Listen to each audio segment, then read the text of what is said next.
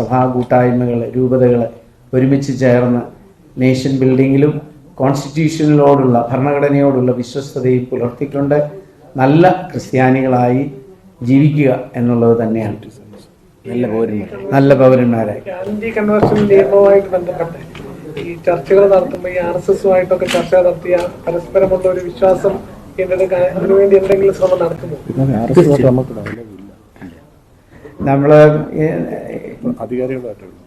നമ്മളെ സംബന്ധിച്ചിടത്തോളം ഓരോ ഗ്രൂപ്പുകളും ഓരോരോ രീതിയിൽ ചില കാര്യങ്ങൾ അവർ മനസ്സിലാക്കുന്നത് കൊണ്ട് നമുക്കത് പലപ്പോഴും നമുക്കത് വലിയ ബുദ്ധിമുട്ടുകളാണ് ഉണ്ടാക്കുന്നത്. എങ്കിലും നമ്മൾ മാറ്റി നിർത്തുന്നില്ല. ആരെയും മാറ്റി നിർത്താനായിട്ട് നമുക്ക് സാധിക്കത്തില്ല. എല്ലാവരുമായിട്ട് നമ്മളുടെ വിഷയങ്ങൾ നമുക്ക് സംസാരിക്കാനായിട്ട് തീർച്ചയായിട്ടും നമ്മൾ തയ്യാറാണ്. പക്ഷേ പലപ്പോഴും സംഭവിക്കുന്ന എന്താണെന്ന് ചോദിച്ചാൽ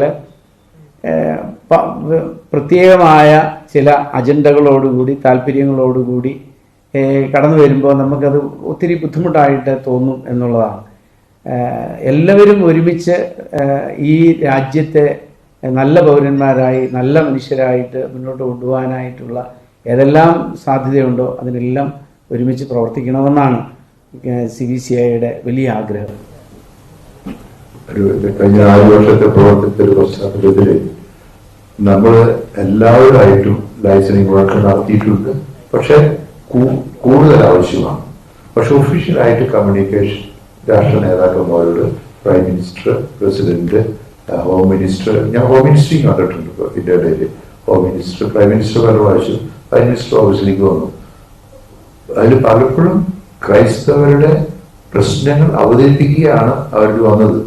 കാരണം ക്രിസ്ത്യൻ പ്രിൻസിപ്പിൾ അനുസരിച്ചിട്ട് റീ അറ്റാക്ക് അല്ലെങ്കിൽ തിരിച്ചടിക്കലല്ല നമ്മുടെ പ്രശ്നം. നമ്മൾ സ്നേഹത്തോടു കൂടി ശത്രുക്കളെ സ്നേഹിക്കുന്നു പറഞ്ഞ് ചിലപ്പോൾ അതും കൂടി നമ്മൾ ഉപയോഗിക്കുന്നുണ്ട്. പക്ഷെ അതേ സമയത്ത് പറയുന്ന സമയത്ത് പറഞ്ഞിട്ടുണ്ട് ചിലപ്പോഴൊക്കെ ഇപ്പൊ ഈ റൈറ്റ്സും മറ്റൊക്കെ ഉണ്ടായി കഴിഞ്ഞ് ചിലപ്പോഴത്തെ ലോക്കൽ ബിഷപ്സ് പറഞ്ഞിട്ടുണ്ട് പ്രൊവക്കേഷൻ വന്നാൽ ഞങ്ങൾക്ക് അറ്റാക്ക് കൂടും, അതുകൊണ്ട് നിങ്ങൾ കേരളത്തില് പ്രൊവക്കേഷൻ ഉണ്ടാകുന്ന രീതിയിൽ സംസാരിച്ച് ചിലപ്പോൾ അറ്റാക്ക് ഇവിടെ കിട്ടുന്നത്. അതുകൊണ്ട് ചില സമയത്ത് നമ്മൾ പ്രൂഡന്റ് ആയിട്ടാണ് നമ്മൾ റിയാക്ട് ചെയ്തിട്ടുള്ളൂ. പക്ഷെ അത് അറ്റാക്ക് ചെയ്യുന്നത് ശരിയാണെന്ന് ഒരിക്കലും പറഞ്ഞിട്ടില്ല.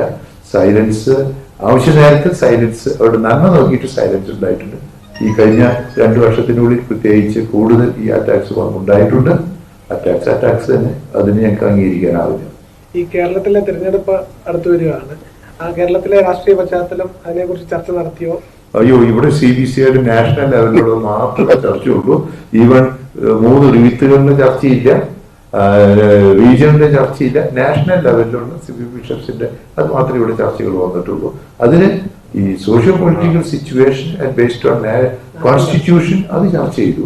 പക്ഷെ അല്ലാതെ ഈ കേരള പൊളിറ്റിക്സോ റീജിയണൽ പൊളിറ്റിക്സോ അതൊന്നും ഞങ്ങൾ ചർച്ചയ്ക്കില്ല, അതിവിടെ വരാൻ പാടില്ല. ഈ മണിപ്പൂർ കലാപത്തിൽ ഇരയായവർക്ക് എന്തെങ്കിലും പുനരധിവാസ പാക്കേജ് അങ്ങനെ എന്തെങ്കിലും CBCIയുടെ ഭാഗത്തു നിന്ന് ഇതുവരെ, ഇനിയിപ്പോ പുതിയ ടീമാണ്. ഇപ്പോൾ വയനാട് ഉണ്ടായി, അവിടെ 100 വീടുന്ന 140 വീടിന്റെ അടുത്തേക്ക് അല്പം 41 വീട് മറ്റും കൺസ്ട്രക്ട് കഴിഞ്ഞ് പുതിയ താമസിപ്പിച്ചു കഴിഞ്ഞു വയനാടിന്റെ.